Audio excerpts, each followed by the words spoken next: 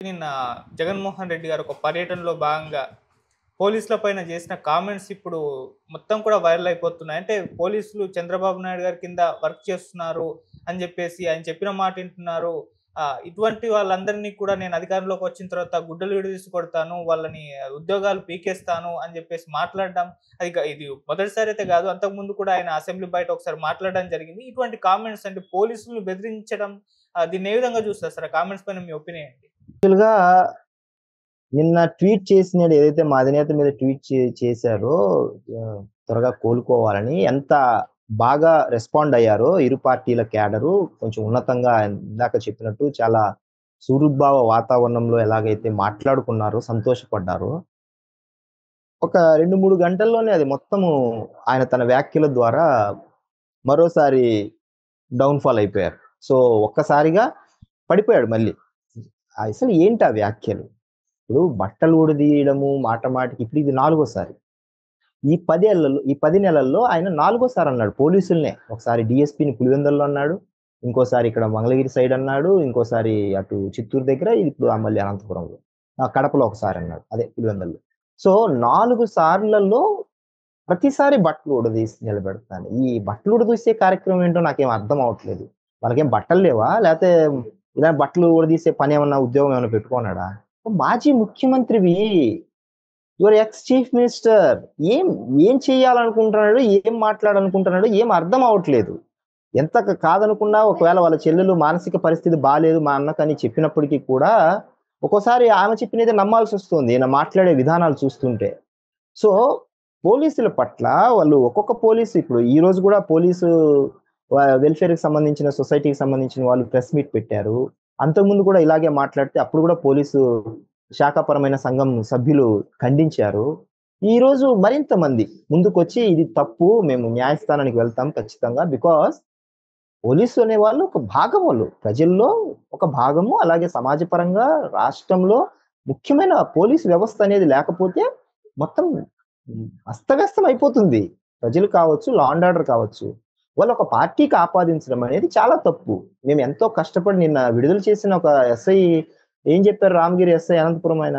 మేము ఎంతో కష్టపడి మీరిచ్చినది ఏంటి? మీరు మమ్మల్ని బట్టలు ఇప్పడదీయడం ఏంటి? మేము ఇది కష్టపడి సాధించుకున్నది ఇది. మేము అలాగా మీరు ఇప్పదీస్తే గిన మేము ఇప్పించుకోవడానికి రెడీగా ఉంటాము. అది తప్పు, అలా మాట్లాడకూడదు అని అన్నారు. ఇప్పుడు నిన్న వాళ్ళ మీడియాలో ఏం రాశారంటే, అడుగడుగునా బ్యారికేడ్లు పెట్టి అడ్డుకుంటున్న పోలీసులు అని రాశారు. దాని పైనే ఇంకొక ట్వీట్ ఉంటుంది. ఏమని? సరైన భద్రత కల్పించలేదు పోలీసుల నిర్లక్ష్యం అని. ఫస్ట్ ట్వీట్‌లో ఏముంది? అడుగడుగునా బ్యారికేడ్లు. ఫస్ట్ ట్వీట్ అంటే ఏంటి అర్థము? అంటే పోలీసులు ఎక్కడికక్కడ జనాన్ని నియంత్రించడానికి పెట్టిన బ్యారికేడ్‌లవి. అవును. 100 మంది అవసరమైన చోట 200 మంది పోలీసులు డిప్లాయ్ చేశారని పోలీస్ వ్యవస్థ చెప్తోంది. అంటే జనాన్ని ఎంతవరకు వాళ్ళు అకామిడేట్ చేయగలరు? లేకపోతే రోప్ పార్టీలు ఎంతమంది కావాలి ఆ సభకు? లేకపోతే ఆ కార్యక్రమానికి ఎంతమంది ఎక్స్‌పెక్ట్ చేస్తాము? వాట్సాప్‌లలో జనాలు కావాలని వాట్సాప్ మెసేజ్‌లు పంపిస్తూ, అలాగే వాట్సాప్ ద్వారా మీకు బిర్యానీ అరేంజ్ చేస్తామని చెప్పి జనాన్ని సమీకరిస్తూ, వచ్చిన పబ్లిక్‌నేమో పోలీసుల మీద పడిపోవడము, లేకపోతే అక్కడ ఇబ్బంది కలిగించే వాతావరణము. పోలీస్ ఫోర్స్ సరిపోనప్పుడు ఏం చేస్తారు పోలీస్ ఫోర్సు? తిరిగి దింపే లోపల ఇక్కడ అల్లర్లు చేసేస్తున్నారు. ఇప్పుడు మనం అనుకున్నంత జనము వచ్చేలోపు, మనం ఎక్స్‌పెక్ట్ చేసేలోపు ఇక్కడ జనాల్ని ఎంతమంది మళ్ళీ తిరిగి రప్పించే కార్యక్రమం చేసినప్పుడు అక్కడ క్లమ్జీ అయిపోతుంది. ఆ సమయంలో ఏమవుతుంది? సమ్ గొడవల్లాగా లేకపోతే అల్లరిలాగా జరిగినప్పుడు పోలీసులు డెఫినిట్‌గా సమూహాన్ని చెదరగొట్టడానికి లాఠీ చార్జో లేకపోతే చెదరగొట్టడమో చేస్తారు వాళ్ళ పద్ధతులతో వాళ్ళు. దానికి మళ్ళీ తిరిగి మా మీదనే ప్రభుత్వం మీదనే వేస్తారు. అక్కడ వాళ్ళు ఆ విధమైన పద్ధతి చేయకపోతే వీఐపీకి ఇబ్బందవుతుంది. అంటే ఐ మీన్ జగన్మోహన్ రెడ్డి అనే మాజీ ముఖ్యమంత్రి ప్రోటోకాల్ ఉన్న ఆయనకి ఇబ్బందవుతుంది. ఎందుకవుతుంది? మీద పడిపోతారు. ఏమైనా జరగొచ్చు. అప్పుడు తిరిగి ప్రభుత్వం మీదనే అంటారు. సో, ప్రభుత్వానికి సంబంధించినందుకు ఆయనకు మోర్ థాన్ 100 నుంచి 200 పీపుల్ ఎప్పుడూ నిరంతరం బయటకొచ్చినప్పుడు పోలీసుల్ని నిరంతరం పెడుతున్నారు సభలకి. అయినప్పటికీ కూడా పోలీసులు అడుగడుగునా వారికి అనుగుణంగా హోంమంత్రి గారు చెప్పారు. నీకు Z+ కేటగిరీ అని లోకేష్ గారు చెప్పారు. ఈవెన్ మా అధినేతకు Z కేటగిరీ, ఆయనకు Z+ కేటగిరీ. అయినప్పటికీ కూడా భద్రతా లోపము, పోలీసులు సరైన వసతులు కల్పించలేదు. వసతులు కల్పించలేకపోతే నిన్న హెలికాప్టర్ మీద పడింది ఎవరు? జనాలు. మేం పడ్డామా? మీ కార్యకర్తలే కదా పడ్డారు. మీ కార్యకర్తలు గట్టి ఆ విండ్షీల్డ్ పోయిందో, రెక్కలు పోయిందో మనకేం తెలుస్తుంది? ఒకవేళ బాగలేకపోతే మరి హెలికాప్టర్ వేసుకొని ఆయన కెప్టెన్ ఎలా వెళ్ళారు? పైలట్ ఎలా వెళ్ళాడు హెలికాప్టర్ వేసుకొని? సో అక్కడ మనకు ఎవిడెంట్ గా కొన్ని కనిపిస్తున్నాయి. సరే, మీరు అనుకున్నట్టు మేము భద్రత కల్పించే లోపల మీ పాటికి మీరు బండి వేసుకుని వెళ్ళిపోతున్నారు. మరి ఇది ఏ విధమైన సాంప్రదాయము?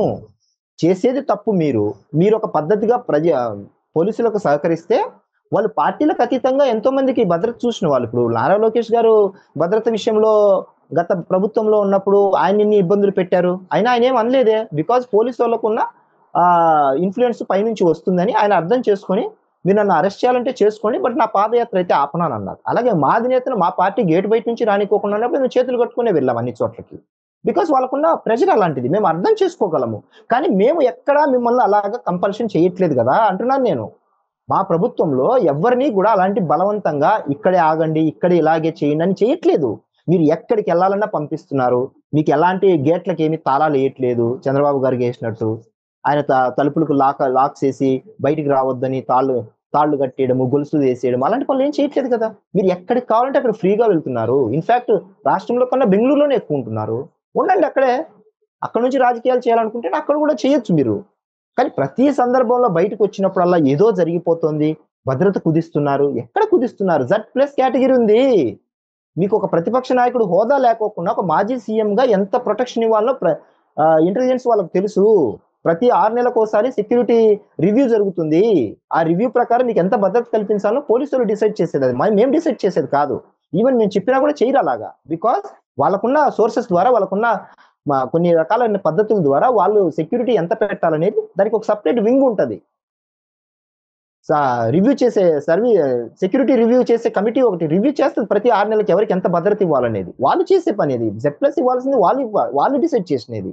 వాళ్ళు ఇస్తున్నారు. ప్రభుత్వం మాదైనప్పటికీ కూడా పోలీసులు ఎంతమందిని పెట్టాలనేది పోలీసులు చూసుకునే డ్యూటీ. అది ఇంటెలిజెన్స్ వాళ్ళు చూసుకునే డ్యూటీ. వాళ్ళు పెడుతున్నారు, తగినంత భద్రత ఇస్తున్నారు, రోప్ పార్టీలు ఇస్తున్నారు, 2 DSPని పెడుతున్నారు. ఇంకా అంతకు మించిన స్థాయి మించిన మీకు సపరేట్ గా కావాల్సిన సెక్యూరిటీని మీరు కూడా కొంతమందిని పెట్టుకున్నారు. ఇంకా మేము ఎక్కడ భద్రత కల్పించలేదు. సో ఇవన్నీ బేస్లెస్ ఆరోపణలు చేస్తూ పోలీసులకు సహకరించుకోకుండా తిరిగి ఆ నెపాన్ని మా మీద వేయడం అనేది పూర్తిగా నిరాధారమైన ఆరోపణలు అనేది ఇది ప్రజలకు తెలియజేయాలి. మేము అందుకే తెలియజేస్తున్నాం మీ ద్వారా. ఓకే.